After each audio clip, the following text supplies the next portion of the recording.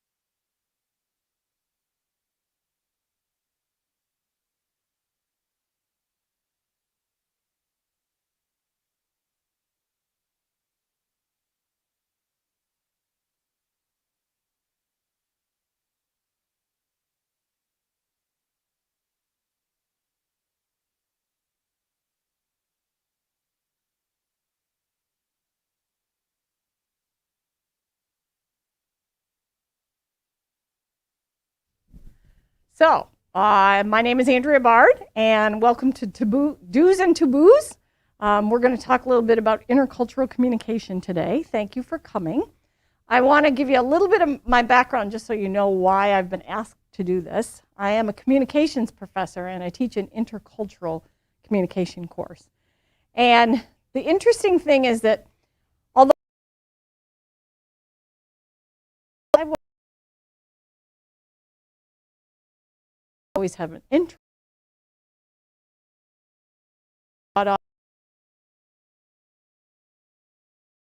discussion of several women who were in various stages of the hijab, and they had on the stage someone who had no hijab all the way to a hijab where you only saw the eyes. And it was taking place on a Friday afternoon at 3:30, and I asked my class to go and see it because I thought it would be a really fascinating panel. And of course, because it was at 3:30 on a Friday afternoon, nobody went. But I went and I watched these women talk about their culture and their background, and it was fascinating, and they were such wonderful information that I started to think about how it would be so good if we could get people in the classroom together to talk to each other. And I invited those same women to another class. I surprised my class, and they showed up and we sat in a circle and asked questions, and I watched magic happen in my classroom.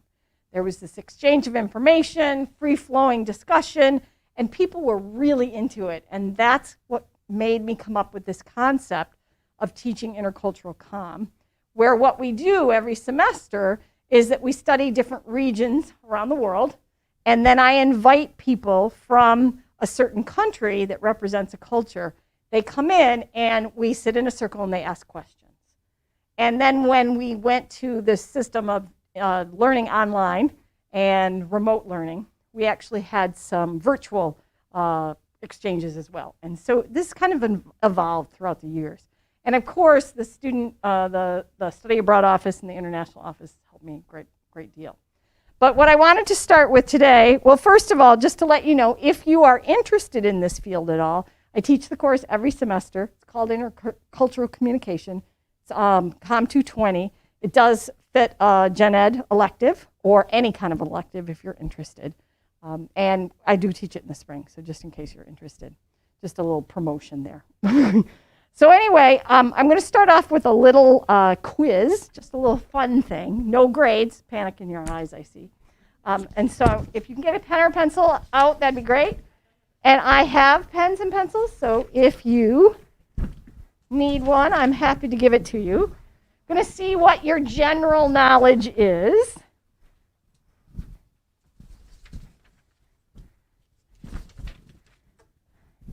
And it's a multiple choice. Who needs a pen?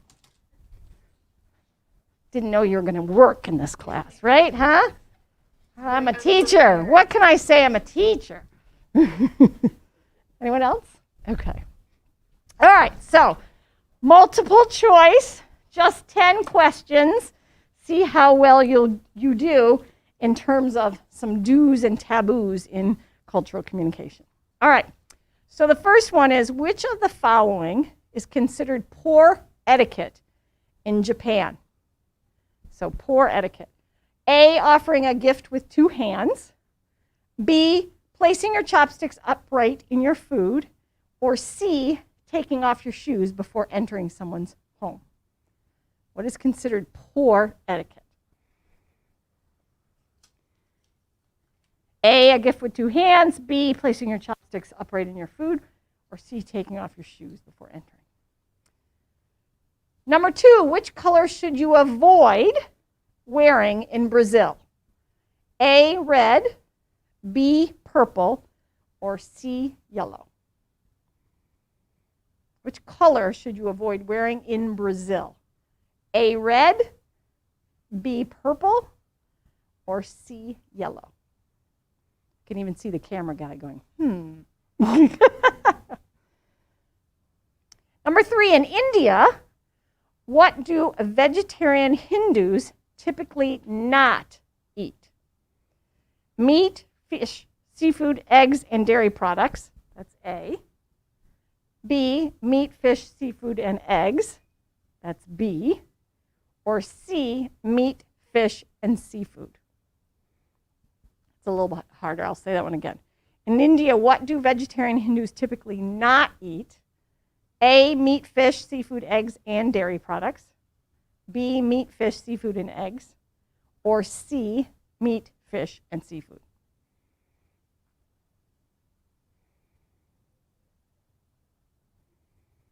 So number 4, in which country is the number 4 considered unlucky?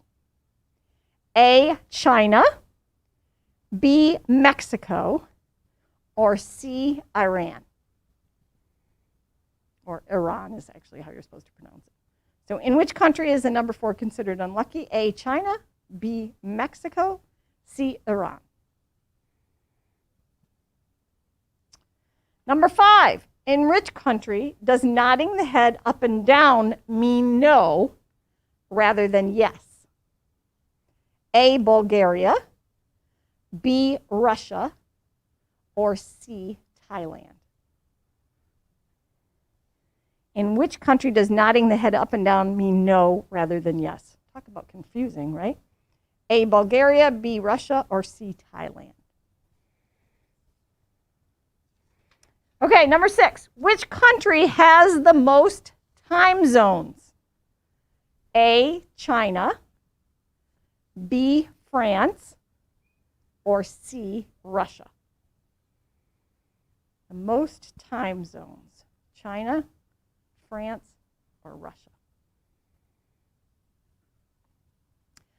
Number 7, which of the following is not one of the 5 pillars of the Islamic religion? Not one of the 5 pillars of the Islamic religion. A, Hajj, B, Ramadan, or C, Puja? A, Hajj, B, Ramadan, or C, Puja? Number 8, what is the Chinese term used to describe the concept of having a network of reciprocal relationships? A, Keji, B, Mianzi, or C, Guangxi? What is the Chinese term used to describe the concept of having a network of reciprocal relationships? A, Kenji, B, Mianzi, or C, Guangxi? Number 9, which of the following would you not offer as a gift to a Chinese business partner? A, a clock, B, wine, or C, a pen? Which of the following would you not offer as a gift to a Chinese business partner? A, a clock, B, wine, or C, a pen? And number 10, the last one, what is Jewish New Year commonly known as? A, Rosh Hashanah, B, Yom Kippur, or C, Hanukkah? What is Jewish New Year commonly known as? A, Rosh Hashanah, B, Yom Kippur, or C, Hanukkah? Anyone need anything repeated? All right, let's see how you did. Okay, number 1, which of the following is considered poor etiquette in Japan? A, offering gift with 2 hands, B, placing chopsticks upright in the food, or C, taking off your shoes before entering? What do you guys think? What'd you put? You said B? B? B, yes, placing your chopsticks upright in your food. Anyone know why? And how did you know that if you didn't know why? A process of elimination, okay, anybody? So basically, in some funerals in Japan, what happens is you put a bowl of rice with the chopsticks upright at the funeral, so it reminds people of death, and it also brings bad luck. So you would never, if you finish or you don't finish at all and you put chopsticks up, don't put them upright because it's bad luck. Number 2, which color should you avoid wearing in Brazil? A, red, B, purple, or C, yellow? What'd you guys put? You said red? Purple? Purple? You said red? What'd you say? Okay. It's actually purple. So together with black, purple is associated with mourning and is considered unlucky to wear unless you are at a funeral. So you would wear purple at a funeral.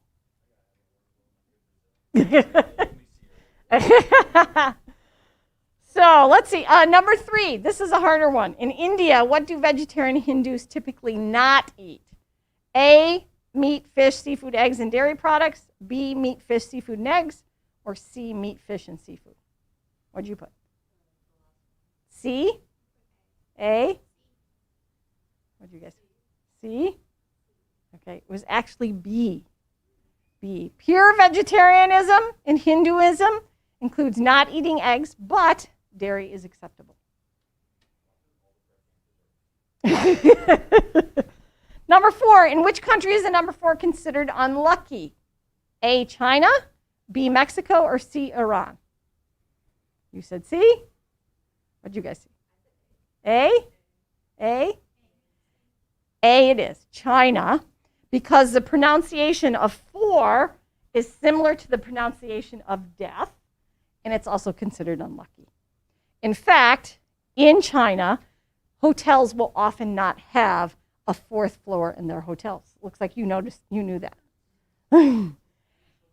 So, does anybody know in this country what floor we don't often have in a hotel or an apartment building? 13, actually. Yeah, because 13 is considered unlucky. And I will tell you that I never even knew that until I married my husband, who's in the construction business.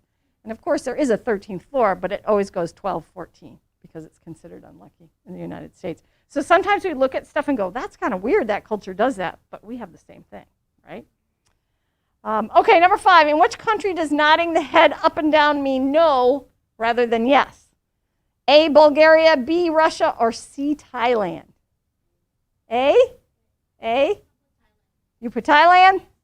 C? C? You like C, don't you? And you put A?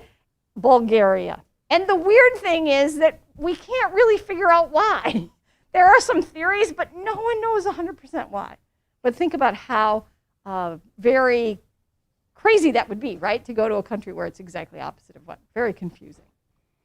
Okay, number 6. Which country has the most time zones? A, China, B, France, or C, Russia? What'd you think? Russia? Russia? Russia? You just like C. You all said Russia? Guess what? This is a wild one. It's actually France. And that's because France actually has 12 time zones because they have all these overseas departments and territories across the globe. Russia does have 11 time zones, but China only has 1, which is surprising when you think of how big China is, right? Number 7, which of the following is not one of the 5 pillars of Islamic religion? A, Hajj, B, Ramadan, or C, Puja? What did you guys put over here? You put B, Ramadan? Not C. You said A? You said B? So I know the answer is C, because I'm a Muslim. Okay. And you asked, like, what is that word? Because I didn't know what the word means. Okay. So it is. It's Puja. So Hajj is the pilgrimage to Mecca, and Ramadan is the month of fasting for the Muslim religion. Puja is actually Indian, and if I was really good, I would have looked up exactly what it is, but I better find out and tell you later. Number 8, what is the Chinese term used to describe the concept of having a network of reciprocal relationships? A, Keji, B, Mianzi, or C, Guangxi? You said A? C? C? B? B? It's actually C. Guangxi is a series of reciprocal relationships. Number 9, which of the following would you not offer as a gift to a Chinese business partner? A, a clock, B, wine, or C, a pen? What did you say? You put A? B? A? A? B, C? It's A, it's a clock. And in China, the word for clock sounds the same as the end. And so it's associated with running out of time and running, meaning death, right? And then our last one is, what is the Jewish New Year commonly known as? A, Rosh Hashanah, B, Yom Kippur, or C, Hanukkah?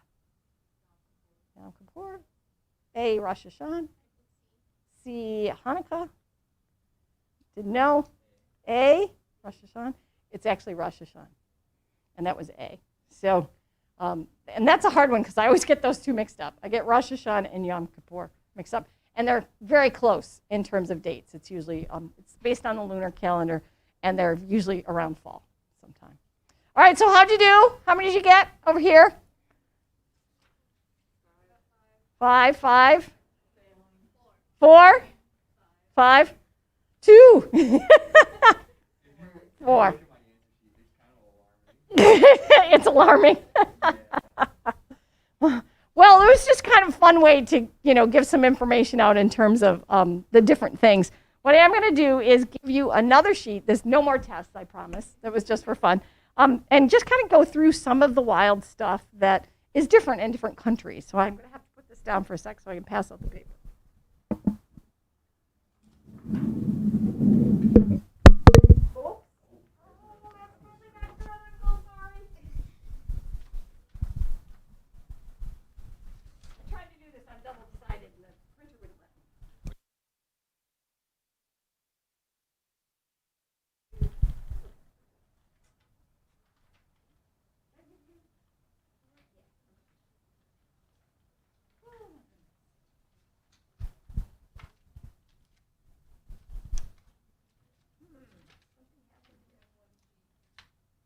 Yeah, you know what?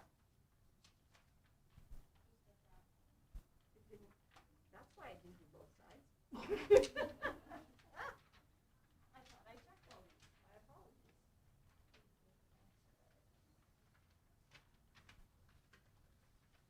Can you share with him? Only because I think I only have 1 second.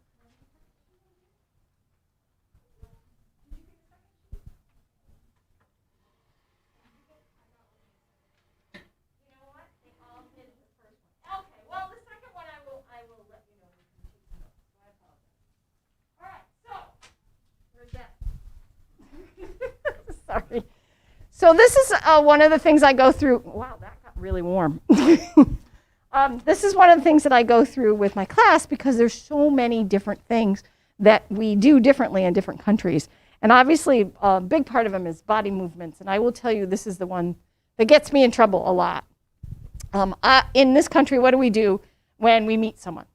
What's the first thing you do? Shake their hand, right? And what kind of handshake do we do in this country? So we use our hand, but what do we make sure we do? It's a firm handshake, right? So I would shake your hand and I would really give a nice firm handshake. But when I got a handshake from you, not as firm as probably, and so how is that interpreted when I do this to you? And it's a nice, well, or I say nice, but it's a strong handshake. Do you interpret it differently? No? Okay. Because sometimes people will interpret that American firm handshake is taking over, right? Like dominating. Yeah, right? And then some people with hand, they don't even shake their hand, right? They might bow or just nod because you wouldn't touch a person. And even in some cultures, especially if it's 2 different genders, you wouldn't touch anyone, right? So oftentimes when international students come to this country and I have them in class, I have to teach them to do a firm handshake, which is that American thing, right? And it kind of comes with that whole America's dominant and trying to take over. And it stems from that, right? So another thing is eye contact. In the American world, what do we need to do with our eye contact? You're nodding your heads. Give me some verbal. Maintain eye contact. So we have to maintain eye contact. Because what does it mean when we look at someone? So that we're paying attention. Anything else? What else do we convey when we look at someone straight in the eyes? We're listening, paying attention, respect, and have you ever heard people say things like, Look at me when you say that? What does that mean when you say, look at me when you say that? You're not cowardly, okay? Anything else? But you're not lying, exactly, right? So in this country, we're supposed to look at people in the eyes, but there are lots of other countries where it's actually disrespectful to look at people in their eye, especially if someone is a higher status or older than they are. And I saw your head. Can you talk a little bit about that? I have nothing in my mind now. All right. So lots of Middle Eastern countries and some Asian countries, you show respect by not looking in people's eyes. And I had a student a couple years ago from Saudi Arabia, and I felt so bad for him because he told me he was accused by a professor of cheating because when he walked into the office and she suspected him of cheating, he cast his eyes downward when he talked to her instead of understanding that he was trying to show respect. So we really have to remember what's expected in certain cultures in terms of eye contact because it's very, very different in other cultures. Some hand movements. What does this mean in this country? Peace or victory, especially in England, this is victory. This can be obscene in some countries, and other hand gestures can be obscene. Several years ago, I had a group of people from Saudi Arabia. They did a great job on the panel discussion that we had. I saw them the next day in the hallway, and I went, great job! And then I went, oh, crud. Because I realized that is not an acceptable hand gesture for their culture. Here I am teaching this stuff, and I do it wrong, right? Can you think of some other hand gestures or movements that we make that mean other things? Waving, hi. Absolutely, that's a good one. A fist in the air. And what does a fist in the air mean? Right. Right. Or power, right? We even had this as power years and years ago, okay? So it could mean different things in different places, right? Have you ever seen anyone do this? And that's kind of the equivalent of, in this country, a middle finger, right? Or what about this? What does this mean? You're crazy, exactly. And interestingly enough, when you said the hand, in some countries, if you do this, this means you're telling the other person they're crazy. So you might just be waving high and they're like, I'm crazy? What are you talking about? No, I'm not. I'm not. We talked a little bit about head movement. What about smiling? In the United States, we tend to smile, and that means what? Friendliness, greeting, hello. Do you think smiling is always a good thing in other countries? Not necessarily. So, and why do you say that?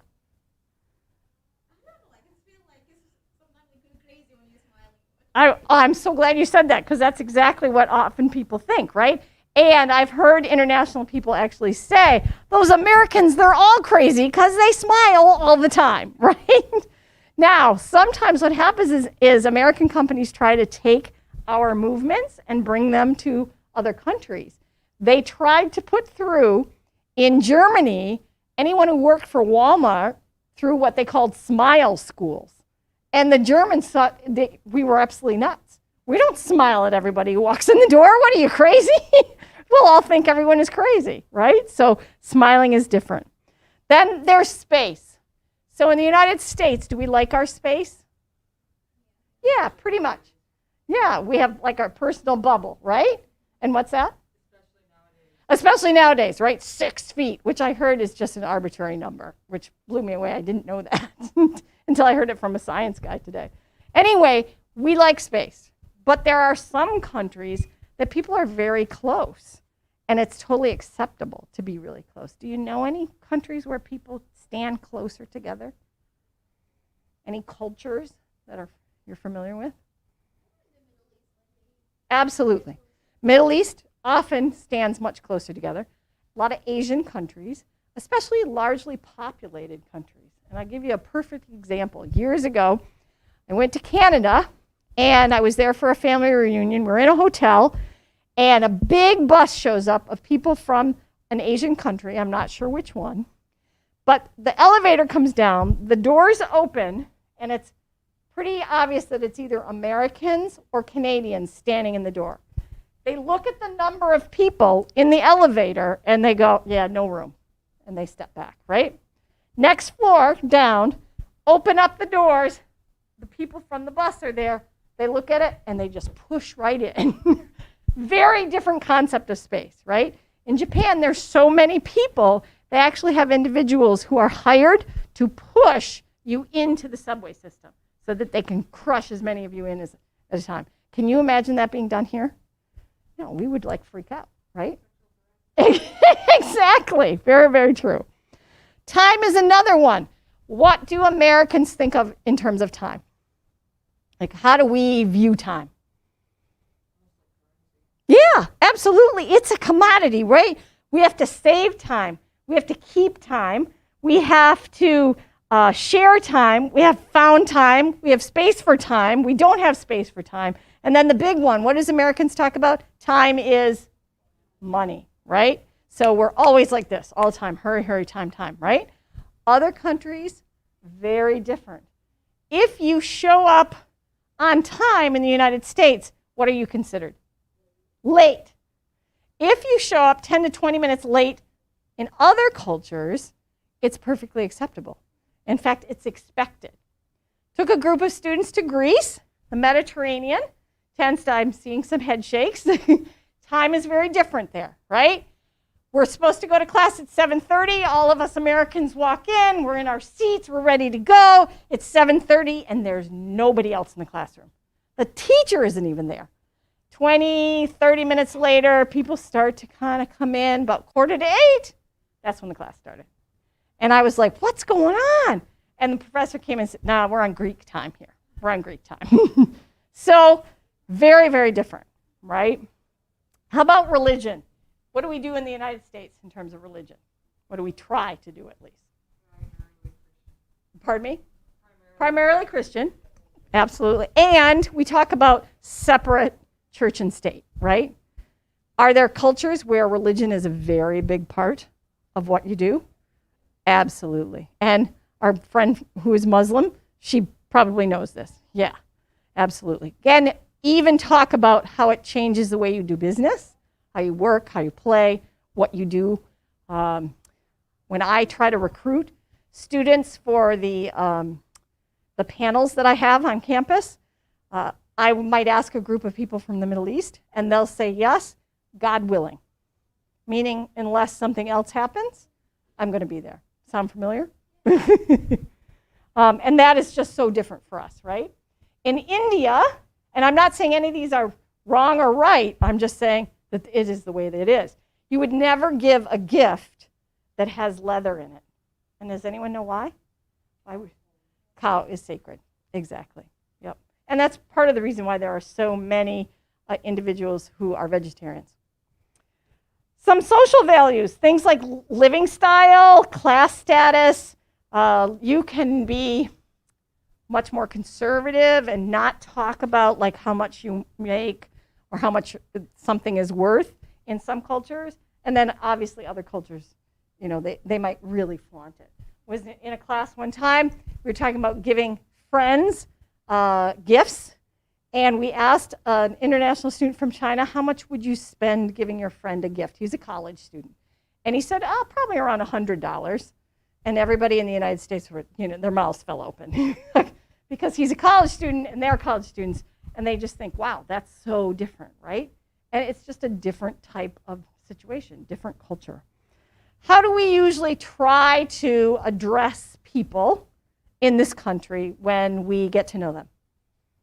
How do we, their first name, exactly, right. So I know, and it's really hard for a lot of my international students because I'm a pretty informal person, so I ask to be called Andrea.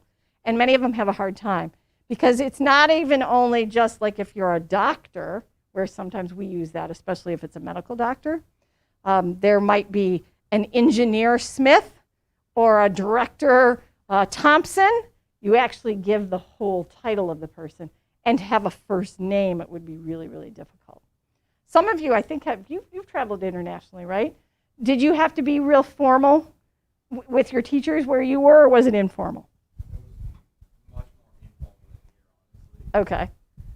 And so could you do first name right away? Yeah. And what country were you in? In Italy. Okay. So it depends on where you are, right? But lots of times international students will have a hard time calling me by my first name because the formality is really there. What does it mean to be frank? Honest? Direct. So Americans are considered to be very direct. We say what we mean and we mean what we say, or we supposedly do, right?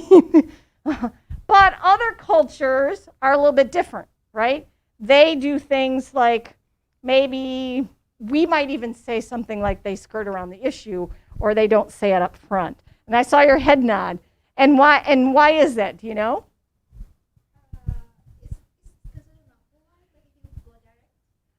Yeah, if you're too direct, then it's not polite, right?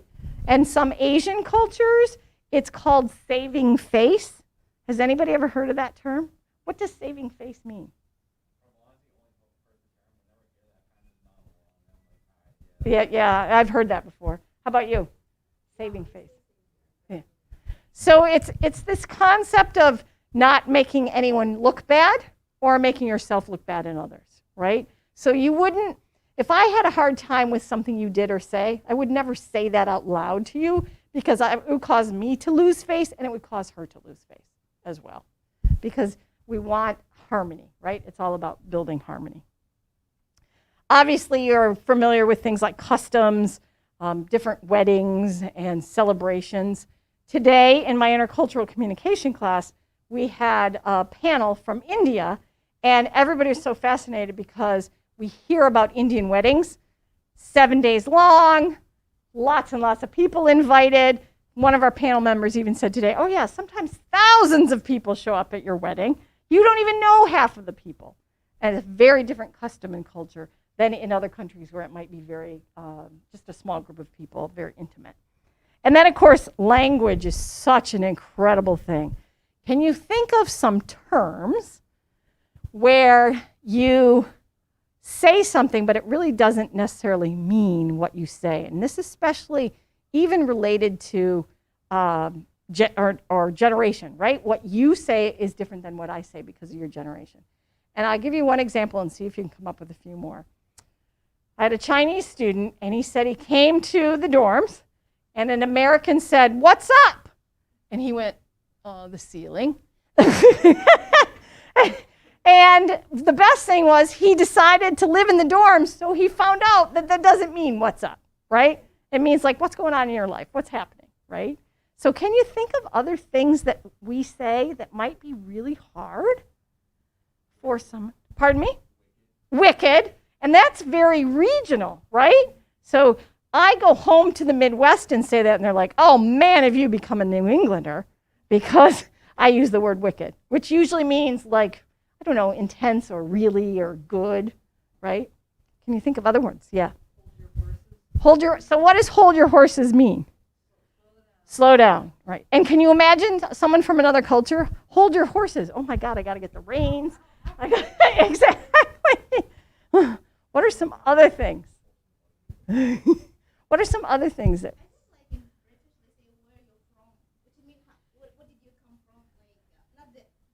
Uh-huh. Oh, really? So in Great Britain, they say, where are you from? Meaning, where did you just come from? Not necessarily your background or where you grew up. Because here, it would mean, where are you from? Like, where did you grow up? Oh, that's interesting. That's the first time I've heard that one. Can you think of others? Sick. Oh, the first time I heard sick was from my nephews. Well, sick is like when people are ill. You feel yucky, right? But what does sick mean? Yeah, that was. And think about that. Cool, like cool to the touch. I mean, that's an old term, but cool is good, right? Sick is good now. Really hard to understand. What are some other ones that you can think about? Play it by ear. What does that mean? We'll see how it goes. We'll go along with whatever happens. Go with the flow. Play it by ear. Like, okay, so am I supposed to put my, if you take these literally, what are you supposed to do with them, right? Chill. That's definitely a generational one. Give me a hand. And what is that? Yep. Can you help me? Any others that you can think of? When I came to the United States, like people say, "Have a good one." What is that? Have a good one. So do you know what it means now? Yeah. Yeah. So how would you explain it if someone didn't know? Have a good one. What does that mean? Have a good day. Yeah. Have a good one. But how hard? Pardon me? Right. But how hard is that one, right? Do you have, we call these idioms. Do you have idioms from your culture that maybe we wouldn't understand? Can't think of any. Okay. Can you think of any others that you've heard about? There's so many out there.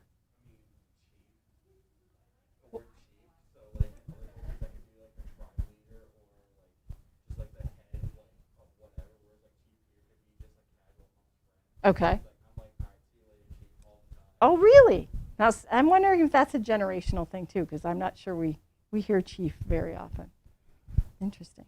I wrote a couple more down. Where's my little cheat sheet here? Beat around the bush. What is beat around the bush?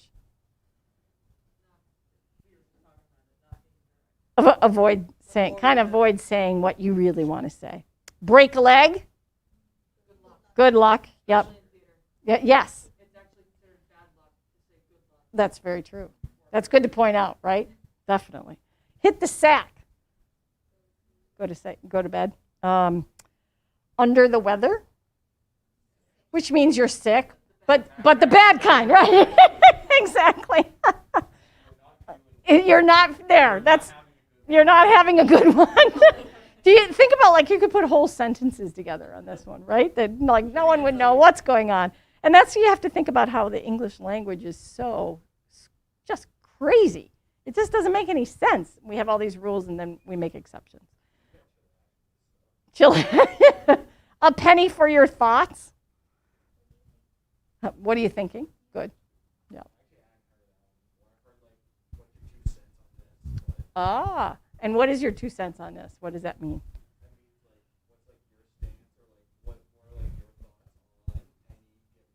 There you go. So yeah. And isn't it interesting that we say penny for your thoughts, but what's your 2 cents worth? I wonder if we'll go up to $1 with inflation or anything like that. Cool. Put your money where your mouth is. What does that mean? Then you better go do it. Absolutely. Walk the walk, talk the talk, definitely. Good. So, so I speak Arabic.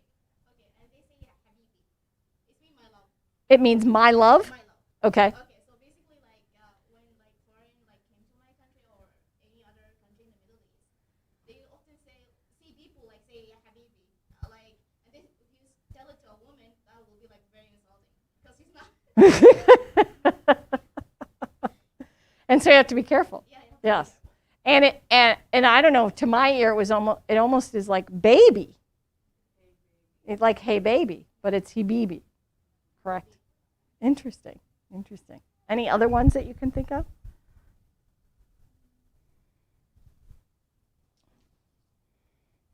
You hit the road. What does that mean? Gonna go down and actually hit the road? Yeah. You're going to get out of here. Right. Take a hike. That's another one, right? Short pier. That's another phrase. Exactly. Yeah. Those all together and wrote a story with all the idioms. And, oh my gosh. We'd be exactly.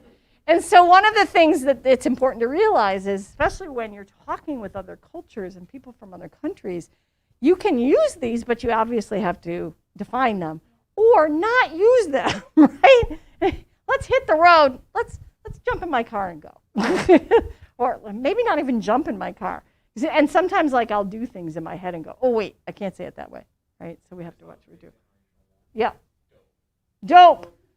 See, and dope in my time was the stuff you smoked. I mean, it still is now. Like, now it's used as But- like, this is like really like, This is good, right? Yeah, dope is good now, right? I mean, dope was good in my time, but for a different reason. So one of the things that I wanted to share with you, and we don't have to go for the full hour, was the word ethnocentric. Does anyone know what ethnocentric means? Good way to, digest or divide the word. Anybody else? Yeah. Yeah. Well, and you see everything. I thought you said review. You said view, right? So ethnocentric is the way we see our own culture as central to reality, and we judge other cultures as being inferior or abnormal, right? And do you think America kind of goes that way sometimes? Why are we so ethnocentric, do you think?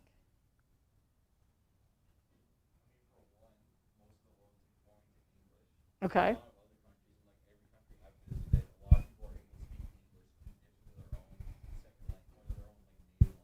Yep.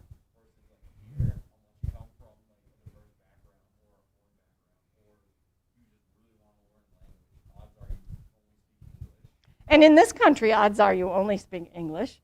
We are kind of this lone country, right? We're made up of all of these people that came here to be individuals.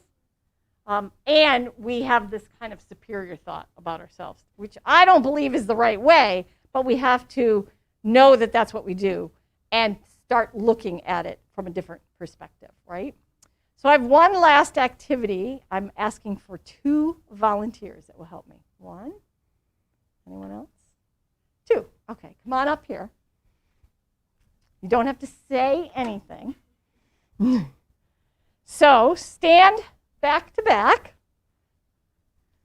So one can go this way and one can go that way. And get a little closer. Okay, so what I'd like you to do, as an audience, I'd like you to tell me what are some things that are different about these 2 people. What is different? Okay.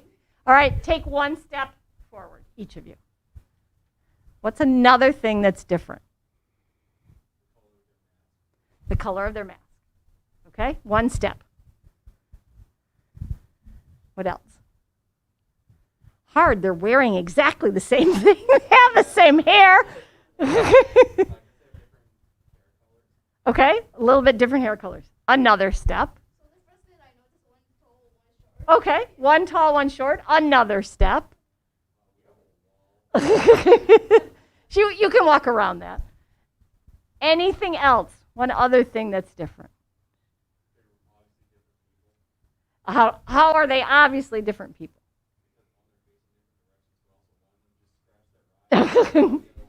Movements are different. 1 more step.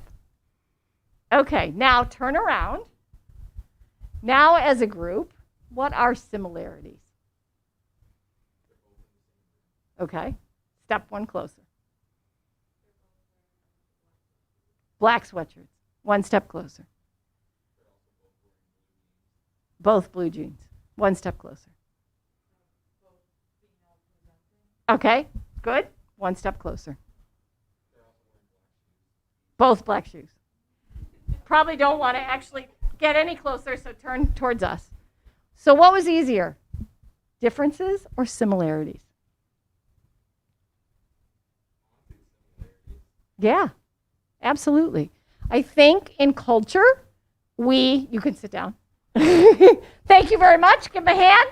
Yay, yay. So I think with culture, we concentrate on the differences. But if you start to study culture, you will realize that it's actually the similarities that are more prevalent, even when we're talking about different cultures. And that's what happens in my class. Everybody walks in and thinks, oh my God, these people are so different. I'm afraid to talk to them. I don't want to interact. I'm not interested because I'm scared and I might say the wrong thing. And then they start to talk to each other and go, wow, we share the same music. We like the same reading or the same books. We are interested in the same social media. And all of a sudden we realized that actually we're not as different. So there are some taboos and some do's and don'ts, and it's important for us to remember that. But it's also important to remember that we're all human and that we all have a lot of similarities, and we can make connections really fast with people who look and sound and present differently than we are, but we have so many similarities to them, which is kind of cool. Nice. So thank you. I just want to leave you with one thing. Part of the class that I teach is every spring I take a group of students to another country, and I've taken them to 6 different countries. The last country I took them to was Sicily, and the reason why I went to so many different countries is because I was looking for the perfect place, and I found it. It is Sicily, so we're going back this spring during spring break. It is an intercultural trip. You can take it with the class or without. There's some flyers here if you're interested. And the whole idea is to immerse you in a culture that's different than your own. So thank you very much for attending. Thank you if anyone's out there in streaming land. And I hope you learned something today.